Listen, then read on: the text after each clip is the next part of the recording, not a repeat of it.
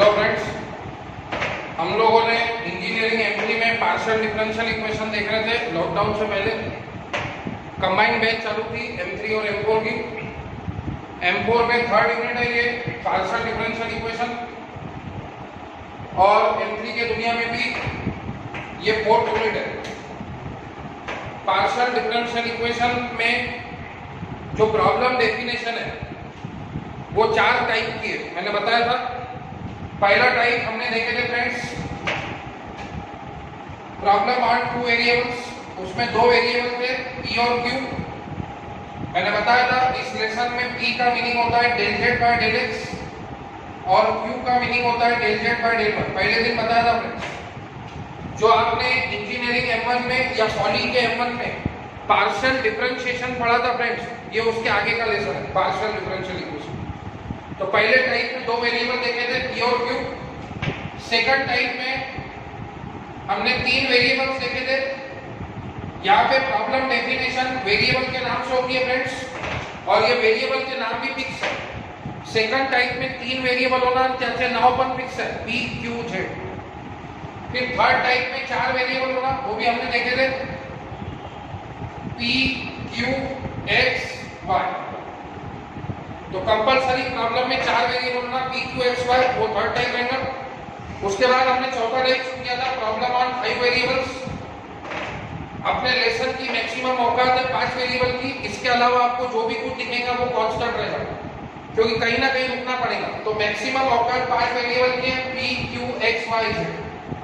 तो अगर आपको 5 वेरिएबल नजर आ रहे हैं तो समझ जाना चौथे टाइप का क्वेश्चन। अब चौथे टाइप के प्रॉब्लम को सॉल्व करने के लिए दो मेथड्स मैंने आपको बताई थी, एक क्लेरेंट्स इक्वेशन है और एक Lagrange's method. First priority friends Clairaut's equation के, क्लेरेंट फेल होगा तो ही लैग्रेंजेस पिक्चर में आएगा। तो क्लेरेंट्स की मैंने आपको प्रॉब्लम डेफिनेशन बताई थी, Z = Px + Qy + f of Pq। अगर तुम्हारे पार्शियल डिफरेंशियल इक्वेशन में 5 वेरिएबल है P Q X Y Z और वो इस फॉर्मेट में कनेक्टेड है Z = Px + Qy + f of Pq, तो आज बन करके समझ जाना वो क्लेरेंट्स इक्वेशन। और क्लेरेंट्स का जनरल सॉल्यूशन निकालना बहुत आसान है फ्रेंड्स। ये P में A रख दीजिए, Q में B रख दीजिए। आप P में A पुट कीजिए और Q में B रख दीजिए, आपका आंसर आ गया Z = Ax + By + f of A, B। Regular batch में 4 क्वेश्चन आपने क्लेरेंट्स के सॉल्व किए फ्रेंड्स। आज हमको सीखना है बाप method, Lagrange's method. Lagrange's picture में कब आता? तो सबसे पहले प्रॉब्लम में 5 वेरिएबल होना P Q X Y Z। दूसरी बात क्लेरेंट्स फेल होना। तो जब ये दो बातें लागू होंगी तो वो प्रॉब्लम लैग्रेंजेस करेगा। तो अगर तुम्हारे पार्शियल डिफरेंशियल इक्वेशन में 5 वेरिएबल है P Q X Y Z और क्लेरेंट्स इक्वेशन फेल है तो वो गणित रहेगा लैग्रेंजेस मेथड। फिर भी लैग्रेंजेस की प्रॉब्लम डेफिनेशन क्या है? तो ये है उसकी problem definition. If the given partial differential equation containing 5 variables in the problem, क्या बोला? If the given partial differential equation containing 5 variables in the problem, that is P, Q, X, Y and Z। ये 5 variable के नाम भी fix है friends. इसके अलावा आपको जो भी कुछ दिखेगा C, L, M, N, ये सब कांस्टेंट रहेंगे, सिर्फ 5 वेरिएबल फिक्स है।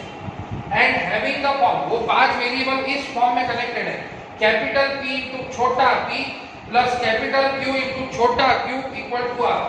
अगर तुम्हारे पार्शियल डिफरेंशियल इक्वेशन में 5 वेरिएबल है P Q X Y Z, Clairaut's fail है और वो 5 वेरिएबल इस फॉर्मेट में कनेक्टेड है, कैपिटल P × छोटा p प्लस कैपिटल Q × छोटा q = R, then it is a problem of Lagrange's method. फिर अब लोग बोलते हैं कि सर अभी तो आपने बोला चिल्ला के कि प्रॉब्लम में 5 वेरिएबल रहेंगे P Q X Y Z, हमारे को P दिखता है, Q दिखता है, X Y Z तो नहीं दिखता है, फिर ये कैसे लैग्रेंजेस हो गया? तो यहाँ पे आगे बढ़िए, where capital P and capital Q and capital R are the function of X Y Z। मतलब प्रॉब्लम में कैपिटल P नहीं रहेगा, प्रॉब्लम में कैपिटल Q भी नहीं रहेगा, प्रॉब्लम में कैपिटल R भी नहीं रहेगा, उसके जगह कुछ तो भी वैल्यू रहेंगी in terms of X, Y and Z। फिर ये सुनने के बाद अंदर में डाउट आता कि हम कैसे पहचानेंगे एग्जाम में कि वो कैपिटल P है, वो कैपिटल Q है, वो कैपिटल R। तो फ्रेंड्स जो भी छोटे p के बाजू में रहता है उसे कैपिटल P कहते हैं। छोटा p तो रहेगा ही ना फ्रेंड्स, जो भी छोटे q के बाजू में रहेगा वो कैपिटल Q रहेगा और जो भी इक्वल टू में रहेगा वो आपका कैपिटल R रहेगा। तो कहने का मतलब ये हो गई प्रॉब्लम डेफिनेशन। मैथ्स की दुनिया में दो चीजें सीखना पड़ता है, एक प्रॉब्लम डेफिनेशन क्या है, एक सॉल्यूशन क्या है। किसी ने भी पूछा कि आपको लैग्रेंजेस मेथड की प्रॉब्लम डेफिनेशन क्या है, तो सरल भाषा में बताइए फ्रेंड्स, कैपिटल P इंटू छोटा p plus capital Q into छोटा q is equals to capital R। Problem में capital P capital Q capital R नहीं रहेगा, they are the function of x y z, उसके जगह कुछ तो भी वैल्यू रहेंगी in terms of x y z। फिर अब ये तो प्रॉब्लम समझ में आ गई। अब हर प्रॉब्लम का रहता सॉल्यूशन, हर तकलीफ का रहता इलाज। तो अब इसका सॉल्यूशन क्या है, तो लैग्रेंजेस मेथड जो है ये बाप मेथड है फ्रेंड, कोई आसान मेथड नहीं है। तो इसके प्रॉब्लम को सॉल्व करने के लिए आपको 3 मेथड्स पढ़नी है फ्रेंड्स। अब आप बोलेंगे सर किताब में तो ऐसा कहीं नहीं लिखा है, किताब में तो डायरेक्ट प्रॉब्लम सॉल्व किए रहते हैं। वही वजह रहती है फ्रेंड्स कि हम लोग ट्यूशन लगाते हैं, हम लोग इसको कंसेप्ट में कन्वर्ट करते हैं फ्रेंड्स। किताब में अगर आप देखेंगे तो पहले एक्सपांडेड रेशियो फॉर्म के प्रॉब्लम दिए, उसके बाद लैग्रेंजेस मल्टीप्लायर फॉर्म किया, उसके बाद वेरिएबल सेपरेबल, बल्कि गलत है। सबसे पहले लैग्रेंजेस के मेथड के प्रॉब्लम को आपको वेरिएबल सेपरेबल फॉर्म मेथड लगाना पड़ता है, उसकी प्रायोरिटी फर्स्ट है फ्रेंड्स। उसके बाद वेरिएबल सेपरेबल फॉर्म फेल हो गया तो फिर लैग्रेंजेस मल्टीप्लायर फॉर्म बना और उसके बाद ईआर रेशियो बना। तो 20 से 30% प्रॉब्लम, 20% प्रॉब्लम आपके वेरिएबल सेपरेबल फॉर्म मेथड से सॉल्व होते फ्रेंड्स। फिर 70% प्रॉब्लम आपके लैग्रेंजेस मल्टीप्लायर फॉर्म से सॉल्व होते और उसके बाद 10% प्रॉब्लम आपके ईआर रेशियो से सॉल्व होते, एक्सपोनेंशियल रेशियो। तो सबसे पहली प्रायोरिटी है वेरिएबल सेपरेबल फॉर्म मेथड, आज हम वो सीखेंगे। फिर कल हम सीखेंगे लैग्रेंजेस मल्टीप्लायर फॉर्म और उसके बाद हम सीखेंगे ईआर रेशियो। तो वेरिएबल सेपरेबल फॉर्म मेथड से प्रॉब्लम कैसे सॉल्व होता है फ्रेंड्स, क्या स्टेप्स हमको लगानी पड़ेगी, तो उसके लिए आपको 4 स्टेप्स याद होना फ्रेंड्स। वो 4 स्टेप क्या है, तो पहली स्टेप हर टाइप में फिक्स है, given partial differential equation is problem वैसे का वैसा, कैपिटल P इंटू छोटा p plus capital Q into छोटा q इक्वल टू R। पहली स्टेप हर किसी को आती है। सेकंड स्टेप आपको ऑक्सिलरी इक्वेशन लिखना पड़ेगा, इसमें भी कोई दिमाग नहीं है, ये फार्मूला आपको याद होना, dx upon capital P dy upon capital Q dz upon capital R। जो भी छोटे p के बाजू में रहेगा वो कैपिटल P, जो भी छोटे q के बाजू में रहेगा वो कैपिटल Q और जो भी इक्वल टू में राइट हैंड साइड में रहेगा वो रहेगा R। फिर नेक्स्ट स्टेप, थर्ड स्टेप है, इस ऑक्सिलरी इक्वेशन में से आपको फ्रेंड्स 2 पेयर्स लेनी है, उसको वेरिएबल सेपरेबल फॉर्म लगाना है और C1 C2 में आंसर लिखना। पॉसिबिलिटी 3 के फ्रेंड्स, यहाँ से दिमाग का काम चालू हो। आप चाहो तो पहली दूसरी पेयर लो, आप चाहो तो दूसरी तीसरी पेयर लो, आप चाहो तो पहली तीसरी पेयर लो। पॉसिबिलिटी 3 की है फ्रेंड्स, आपको लेनी है कोई भी 2 पेयर। कंसीडर कीजिए आपने पहली पेयर लिया friends dx upon capital P dy upon capital Q। यहाँ आपको x की टर्म को dx के पास बुलाना है और y की टर्म को dy के पास ले जाना है, इंटीग्रेशन करना है। उसके बाद कांस्टेंट ऑफ इंटीग्रेशन देना है आपको प्लस c1। फिर आप दूसरी पेयर लीजिए फ्रेंड्स, आप सेकंड थर्ड लीजिए या फर्स्ट थर्ड लीजिए, वहां पे भी आप वेरिएबल सेपरेबल लगाइए फ्रेंड्स। वेरिएबल सेपरेबल लगाने के बाद वहां पे आप दीजिए प्लस c2 और आपको मिलेगी C2 की वैल्यू और वो C1 और C2 की वैल्यू ये जनरल सॉल्यूशन में रख दीजिए। तो ये 4 स्टेप का पूरा खेल है। अब आप ये 4 स्टेप में प्रॉब्लम में आपको लगा के दिखाता हूं, आप देखिए और प्रॉब्लम में इसको कैसे अप्लाई किया जाएगा उसको समझिए। फर्स्ट प्रॉब्लम लेंगे फ्रेंड्स, ये कंसेप्ट आप लिख लीजिएगा फ्रेंड्स, वीडियो को पॉज करके। मेरे को बहुत शॉर्ट टाइम में वीडियो बनानी पड़ती है, इसलिए मैंने पहले लिख लिया था और आपको फिर मैंने समझा के दिया फ्रेंड्स। अब अपन प्रॉब्लम लेंगे friends, solve p tan x plus q tan y is equal to tan z। हर गणित की शुरुआत फिक्स है friends, given partial differential equation is problem जसं आहे तसं। पहली स्टेप एनालिसिस रहती है फ्रेंड। प्रॉब्लम में 5 वेरिएबल है p q x y y z. तो पहला ध्यान जाता क्लियरर से। तो क्लियरर की डेफिनेशन आपको पता है, z equal to p x plus q i plus f of p q. तो ऐसा कुछ नहीं है यहाँ पे, कुछ तो भी वैल्यू पी और क्यू में है नहीं, पी एक्स भी नहीं है, क्यू आई भी नहीं है, अकेले जेड भी नहीं है।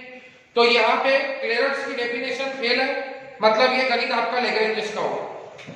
लैग्रेंजेस की प्रॉब्लम डेफिनेशन है छोटा p इंटू कैपिटल P छोटा q into capital Q equal to half. ये लैग्रेंजेस की प्रॉब्लम डेफिनेशन। तो ये प्रॉब्लम बिल्कुल लैग्रेंजेस के फॉर्म में है। तो पहली स्टेप हो गई friends, given partial differential equation, problem वैसे का वैसा। सेकंड स्टेप, आप ऑक्सिलरी इक्वेशन लिखिए फ्रेंड्स। ऑक्सिलरी इक्वेशन कैसे लिखते हैं फ्रेंड्स, वो फार्मूला आपको याद करना पड़ेगा friends. dx upon capital P, जो भी छोटे p के बाजू में रहता है, dy अपॉन कैपिटल Q, जो भी छोटे q के बाजू में रहता है फ्रेंड्स, और dz अपॉन कैपिटल R, जो भी राइट साइड में रहता है फ्रेंड्स। ये हो गई सेकंड स्टेप। अब थर्ड स्टेप फ्रेंड्स, इसमें से आपको दो पेयर सॉल्व करनी है। एक साथ दो पेयर नहीं ले सकते फ्रेंड्स, पहले एक लीजिए बाद में दूसरी। तो मैं पहली पेयर लेता हूं friends, dx upon 10x dy upon 10। अब इसको वेरिएबल सेपरेबल लगाइए। तो ये ऑलरेडी वेरिएबल सेपरेबल है फ्रेंड्स। वेरिएबल सेपरेबल मतलब जितनी भी x की टर्म है उसको dx के पास बुलाओ, तो dx के पास x की टर्म है, और dy की टर्म को y के पास बुलाओ, तो y की टर्म ऑलरेडी dy के पास है। अब सबको पता है फ्रेंड 1 अपॉन tan थीटा बोले तो cot थीटा होता है। अब आप बोलेंगे कैसे, tan थीटा बोले तो sin theta upon cos theta, तो ये अपॉन का cos थीटा ऊपर होता है फ्रेंड्स, और cos theta upon sin theta बोले तो cot थीटा होगा। तो 1 अपॉन tan x होगा cot x, और 1 अपॉन tan y होगा cot y। अब इंटीग्रेशन कीजिए friends, integrating both side, integrating both side. मैंने आपको 6 और ट्रिग्नोमेट्री टर्म्स के इंटीग्रेशन याद कराए थे फर्स्ट यूनिट में, उम्मीद है आपको याद होंगे, नहीं तो व्हाट्सएप पे मेरे से इंटीग्रेशन की लिस्ट लीजिए। तो cot x का इंटीग्रेशन होता है log of sin x, cot y का integration with respect to y होगा log ऑफ sin। पूरे इंटीग्रेशन का आंसर log में है, तो कांस्टेंट ऑफ इंटीग्रेशन भी आपको log में लेना पड़ेगा। ये रूल है दोस्तों, जब पूरे इंटीग्रेशन के आंसर में log आ रहा है तो कांस्टेंट ऑफ इंटीग्रेशन भी log। ये प्लस की टर्म इधर आके माइनस हो जाएंगी, तो log ऑफ sin x ये minus log of sin y is equal to log c1। अब इसको आप log a minus log b का फॉर्मूला लगाइए, आपको भाई ने सिखाया होगा। तो log a minus log b होता है log ऑफ a बाई, तो log of sin x upon sin y is equal to log of c1। तो log का log के साथ हैप्पी बर्थडे हो जाएंगे, तो c1 की वैल्यू हो जाएगी sin x अपॉन sin। इसी तरह आपको c2 निकालना है फ्रेंड्स। अब आप दूसरी पेयर लीजिए, आप ये भी ले सकते हैं dy upon tan y dz upon tan z, दूसरी तीसरी, या फिर आप पहली तीसरी भी ले सकते हैं। तो मैं दूसरी तीसरी लेता friends, dy upon tan y dz upon tan z। Variable separable लगाइए फ्रेंड्स, तो ऑलरेडी y की टर्म dy के पास है और z की टर्म dz के पास है। फिर से वही बात, 1 अपॉन tan y बोले तो cot y, और 1 अपॉन tan z बोले तो cot z। Very good. अब आप इंटीग्रेशन कीजिए फ्रेंड्स, इंटीग्रेटिंग बोथ साइड, जैसे आपने अभी किया। तो cot y का इंटीग्रेशन क्या हो जाएगा friends, log of sin y, और cot z का इंटीग्रेशन क्या हो जाएगा friends, log of sin z। फिर से वही बात फ्रेंड्स, पूरे इंटीग्रेशन का आंसर log में है, तो कांस्टेंट ऑफ इंटीग्रेशन log में, तो log c। फिर वही बात फ्रेंड्स, ये प्लस की टर्म इधर लाइए, फिर log a minus log b लगाइए, तो log a minus log b होता है log of a by b, तो log of sin y upon sin z equal to log c2। फिर वही बात, log का log के साथ हैप्पी बर्थडे कीजिए, तो c2 की वैल्यू आ जाएगी फ्रेंड्स। ये आपकी थर्ड स्टेप थी, ये सबसे ज्यादा इंपॉर्टेंट थी फ्रेंड्स। पहली दो स्टेप, तीन स्टेप में कोई दिमाग नहीं था। पहली step given partial differential equation, problem वैसे का वैसा। सेकंड स्टेप आप ऑक्सिलरी इक्वेशन लिखिए, वो कैसे लिखना है आपको पता है। फिर थर्ड स्टेप ये है, यहां से चालू होती इस ऑक्सिलरी इक्वेशन में से दो पेयर को सिलेक्ट कीजिए, वेरिएबल सेपरेबल लगाइए, लगाया हमने। और अब आखिरी स्टेप, ये जनरल सॉल्यूशन में आंसर डाल दीजिए, चौथी स्टेप। तो general solution of partial differential equation is f of c1 c2 equals to 0। जो आपने c1 की वैल्यू निकाली है फ्रेंड्स, इसमें रख दीजिए। c1 की वैल्यू है sin x upon sin y, और c2 की वैल्यू है sin y upon sin z। ये आपका फाइनल आंसर आ गया friends, which is required general solution और पार्शियल डिफरेंशियल इक्वेशन। एक गणित आप प्रैक्टिस कीजिए friends, solve px plus qy is equals to nz। अगर आपको नहीं जमता है फ्रेंड्स, तो नेक्स्ट वीडियो लेक्चर में इसका मैं आंसर कवर करूंगा फ्रेंड्स। प्रॉब्लम में 5 वेरिएबल है, p q x y z, उसके अलावा जो भी दिखता है n c l m n वो सब कांस्टेंट रहता है। यहाँ पे भी क्लियरेंस फेल है फ्रेंड, क्योंकि f ऑफ p q की टर्म नहीं है, px है, qy है, zp है, लेकिन f ऑफ p q नहीं है। एक भी टर्म नहीं रही तो फ्रेंड्स क्लियरेंस नहीं रहता। तो ये भी गणित आपका लैग्रेंज का है, छोटा p into capital P plus छोटा q इंटू कैपिटल Q, और इक्वल टू में जो भी रहता है वो r रहता है। तो आप कोशिश कीजिए फ्रेंड्स, नहीं आया तो नेक्स्ट वीडियो लेक्चर में मैं आपको इसका आंसर दूंगा। उम्मीद है आपको कंसेप्ट समझ में आया होगा। कंसेप्ट समझिए पहले, कोई डिफिकल्टी कंसेप्ट के रिलेटेड है तो आप मेरे को व्हाट्सएप पे पूछिए या फोन करके पूछिए, ठीक है। चैनल को लाइक और सब्सक्राइब जरूर कीजिए फ्रेंड्स, आगे के वीडियो नोटिफिकेशंस आपको मिलते जाएंगे फ्रेंड्स। Thank you.